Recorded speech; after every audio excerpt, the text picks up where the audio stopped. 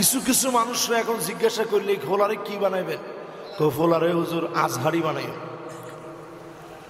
আমি আল আজহার বিশ্ববিদ্যালয়ে পড়েছি, ডক্টর মিজানুর রহমান আজহারি সাহেব তিনি আজহারে পড়ছেন। এর মানে আমি আর উনি আল্লাহর কাছে কতটা প্রিয় একমাত্র জানে কে? আপনি কখনো সন্তানের কাছে আগেই বলবেন না যে আমার সন্তানরে বিরাট ওয়াজ করবে। এই জন্য আমার সন্তানরে মাদ্রাসায় পড়াইতেছে। সন্তানরে আপনি মাদ্রাসায় পড়াবেন খালিসান লিওয়াজহিল্লাহ, আল্লাহর দ্বীনের মুখলেস দায়ী হবে। আপনার সন্তানকে আলেম বানাবেন, শুধুমাত্র মনের ভিতরে নিয়ত আনবেন এই দিন এত সহজ না। আল্লাহ যদি খাওয়া খুশি থাকেন আপনি খুশি, আল্লাহ যদি না খাওয়া খুশি থাকেন আপনার খুশি থাকা লাগবে। এই এলাকায় আপনি খবর নেন, অনেক ইমামের বেতন 7,000 10,000 টাকা, এর চাইতে কম অনেক ইমামের বেতন।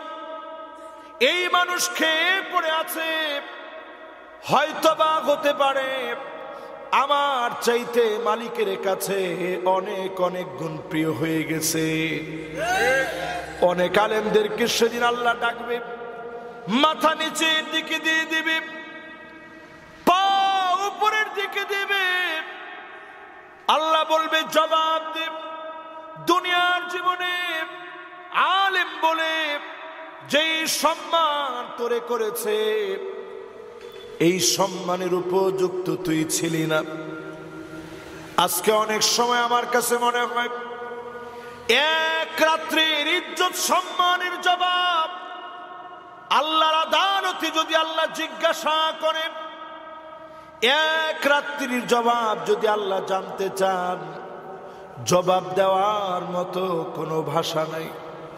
এত নেয়ামত আলেমদেরকে দেওয়ার পরে আপনি যদি লা খিলাসা ইল্লা বিল ইখলাস, ইখলাস নিয়ে কাজ না করতে পারে, যার সামনে জবাব দেওয়া লাগবে আপনার কারণে হতে পারে জমিনের ভিতরে আযাব আসবে, ঠিক কিনা বলে? এই জন্য আমরা দেখছি বাংলাদেশে বাইতুল মুকাররম থেকে শুরু করে বিভিন্ন মসজিদে খতিব সাহেব ইমাম সাহেব পর্যন্ত চেঞ্জ হয়ে গেছে, ঠিক নেই? আমরা বাংলাদেশে এইরকম হুজুরও দেখছি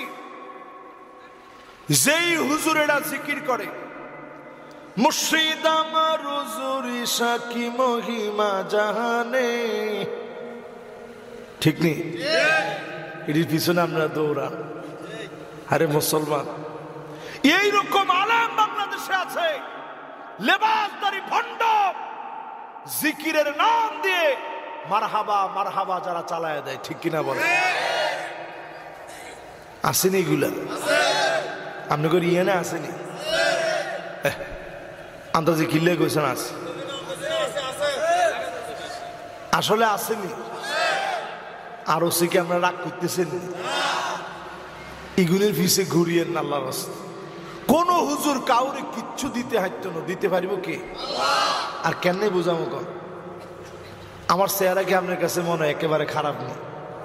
আল্লাহ যদ্দুত দিয়েছে। আমি যদি একটা তরিকা মিশর থেকে নিয়ে আসে যদি আপনার ঘরে চালু করে দিতাম যে এই তরিকা আপনারা মানি চলেন, আমার টিয়া হিসা দেন, ও অস্ত এত করণ দরকার ছিল না তখন। আর আপনারা আর কাছে গেলে মাথার দড়ি যদি বক্কচক্কর কিছু করি ফু দিয়ে দিতাম, চাণিক্য মাণিক্যগণ বাণিজ্য লবণমন ভেনুবিনা কঙ্কন কণিকা কল্যাণ সন্তিমণি স্থানগণ পণ্যবনী ফণি ভবন বিপিনী কণিকা আপন লাবণ্যবাণী চিক্কন নিক্ষণ তিন কফিনী বণিক গুণ গগন বিনাক পণ্যবান। আপনি কইতেন সুবহানাল্লাহ। এই হুজুরে না কামের, অন্য হুজুরের কাছে গেলে সূরা ফাতিহা পড়ি ফু দেয়, এটা তো আমরাও জানি। এই হুজুরে কি পড়ি ফু দিছে কোনো হুজুরে জানে না, কিন্তু এই হুজুরে জিগিন কই ফু দিছে, ইগিন কই ফু দিলে ইমান নষ্ট হওয়ার কাছাকাছি চলে যাবে, ঠিক কিনা কর? এই জন্যই মাহফিলে পরিষ্কার করে বলি, কেউ আপনারে কিচ্ছু দিতে পারে না।